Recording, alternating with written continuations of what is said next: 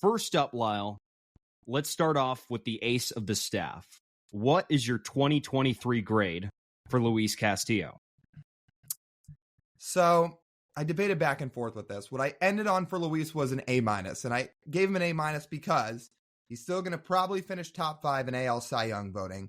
He had a great ERA, 3.34.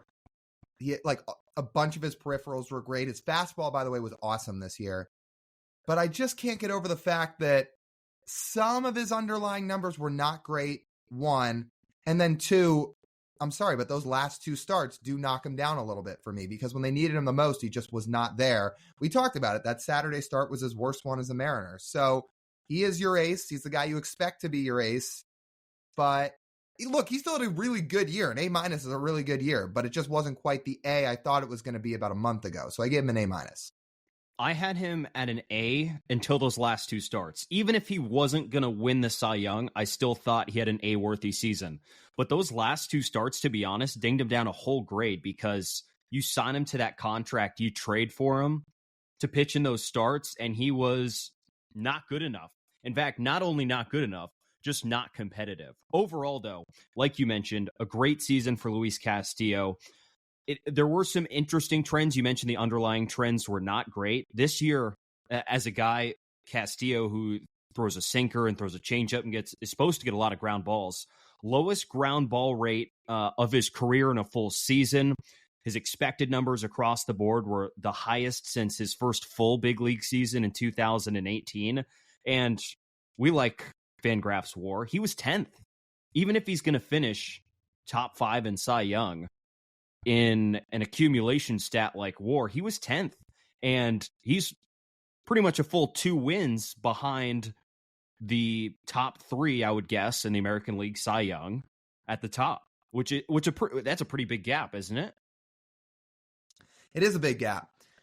And it's just weird because for so long, Luis Castillo's changeup was his best pitch. I don't know what's happened to it over the last couple of seasons, especially this year, but he's just kind of lost it. The trade-off to that is, while he's kind of lost his changeup, his fastball's only gotten better and better. I mean, look at what he did with his fastball this year. It was awesome.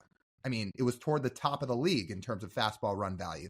Thing is, his changeup was at -9, which for a guy that had it in the 20s for a lot of his career, in terms of run value, I don't know. It just totally fell off. And guys hit it hard this year, too. So he's evolved a little bit as a pitcher in that way. It is too bad, because if he still had his changeup, he'd probably just be another level elevated. But that did hurt him this year, the lack of the change. And there's a combination of that, too. You mentioned the run value on that changeup. He also threw his changeup less than he ever has in his career, at just 15%. In fact, I think he's only thrown 1 pitch in his career less than he threw his changeup this season. And just to think of that, run value is not a rate stat. It's a total stat. It's an accumulation stat. So he managed to have a -9 run value on that pitch, despite throwing it the fewest he's thrown of any pitch in his career, which is troubling. And if you think about it this way as well, he threw his fastball more. His fastball is a great pitch, but when most of your pitches you're relying on, like your sinker and your fastball, which he throws a majority of the time, are thrown hard, then that's going to lead you to getting hit harder, and that reflected in some of the numbers he had. In hard hit rate, he was 30th percentile, barrel rate 25th percentile. And when you throw your pitches hard and up in the strike zone, that's going to lead to less ground balls as well, and leads to the low ground ball rate that I mentioned earlier as well. And against some teams, it doesn't work out. And it didn't work out the final 2 starts of the 2023 season. Strikeout wise, still great. 27% strikeout rate, 7% walk rate. When you're trading for a guy and giving up blue chip prospects, this is the kind of season you're having. Yeah, if this is the kind of season you have, you're thrilled. You're absolutely thrilled. Mariners have him under contract for a number of more years after this. But sometimes when you need your guys to step up and do a little bit more, you expect it out of guys like Luis Castillo, and I don't think he did it. And it's unfortunate, because just a month ago, we thought he was going to finish 2nd in Cy Young, and not anymore. He's probably going to finish 4th or 5th, if that. I would guess still in the top 5. And look, we're making it sound like we gave Castillo a C. We're not. Like, he got an A- for the year. Again, his fastball run value was in the 100th percentile of the league. So toward the very, very top of the league. Guys hit 165 against it. His year as a whole was still really good. You're talking about a dude that ranked 5th among AL starters in ERA, top 15 in baseball in ERA. He still had a great year. But TJ's absolutely right. If this was one season ago, we're probably giving Luis an A, because you look at what he did at the end of the year last year, that Blue Jays start in the playoff game, one of his best starts ever, one of the best Mariner starts ever. He was still solid against the Astros, too. At the end of the year in 2022, Luis did exactly what he was supposed to do. Just wasn't the case this year, and it knocked him down a letter grade. So, by the way, I gave him an A-. You didn't say exactly what you gave him. Is it an A- or a B+? It's an A-. Yeah, I gave him an A-. Okay.